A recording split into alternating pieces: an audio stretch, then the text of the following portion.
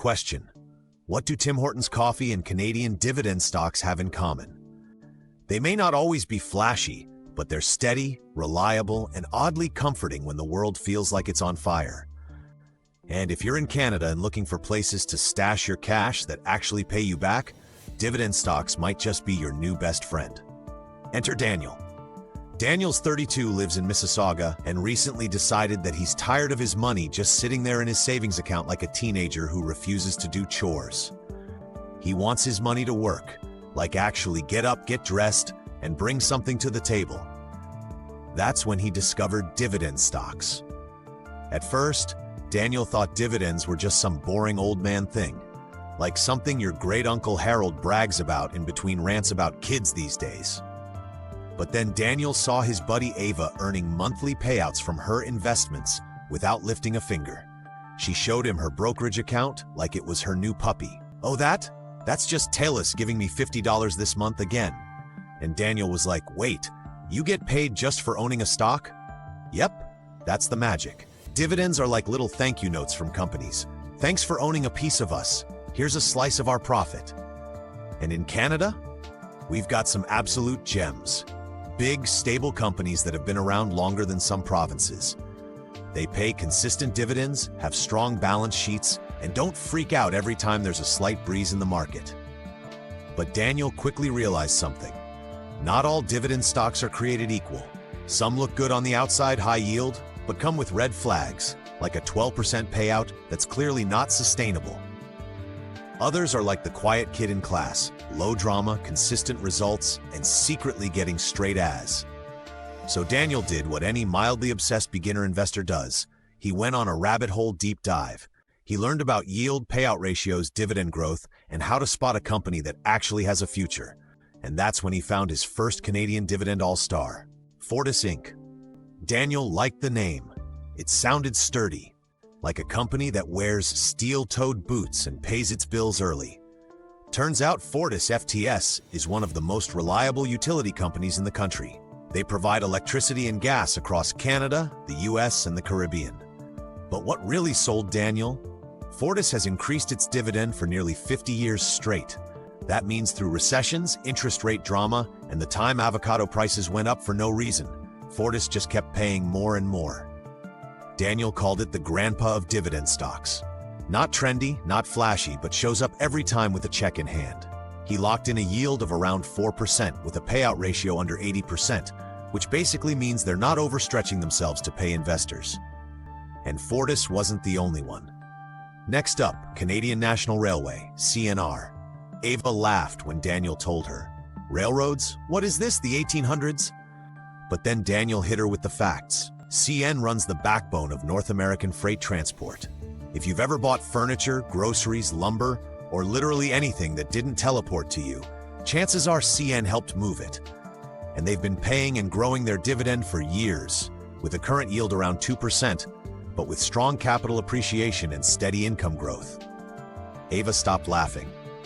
Then Daniel discovered something else. He could get dividends monthly, not just quarterly. Enter Realty Income's Canadian cousin, Smart Centres REIT. This company owns shopping centers all over Canada, including ones with, you guessed it, Walmart as a major tenant. Every month, Smart Centres drops a little something into Daniel's account like clockwork. It's like the real estate version of a rent check showing up in his brokerage. Yield, around 6 to 7%. Risk, a little higher because it's a real estate investment trust. But with long-term leases and big-name tenants, Daniel was comfortable, especially because he wasn't putting all his eggs in one basket. Which brings us to basket number 4, the banks. Canada's Big Five are like the Avengers of the financial world here, and Daniel picked Royal Bank of Canada, OUR, to start.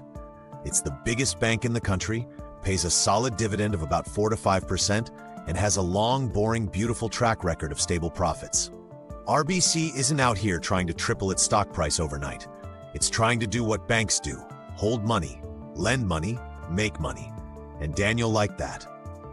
He added TD Bank too, for good measure, another steady payer also with international exposure and a loyal customer base.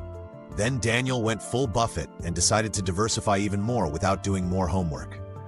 He bought an ETF, specifically VDY, Vanguard's FTSE Canadian High Dividend Yield Index ETF. It holds Fortis, RBC, Tenbridge, and more, pays a solid monthly dividend, and spreads out the risk. He called it his lazy genius move because it gave him instant access to the top dividend stocks in Canada without having to research each one. And speaking of Enbridge, yeah, Daniel added that too. Enbridge ENB is one of the biggest pipeline operators in North America, pays a juicy dividend of 6 to 7%, has decades of payout consistency. But with oil and gas involved, it's got more volatility than, say, Fortis. Daniel knew it wasn't a set-it-and-forget-it forever type stock, but he liked having a piece of a company that basically moves energy like Amazon moves packages. Now, the key thing Daniel kept learning as he built his dividend portfolio, it's not just about chasing yield, it's about sustainability.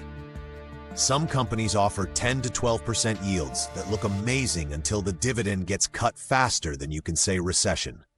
Daniel always checked the payout ratio, the debt levels, and whether the company's profits were actually growing. And most importantly, he didn't just buy stocks, he held them. Every dividend that landed in his account got reinvested, not spent, not celebrated, just quietly put back into the portfolio like another brick in the wall. Because Daniel's goal wasn't a fast payday.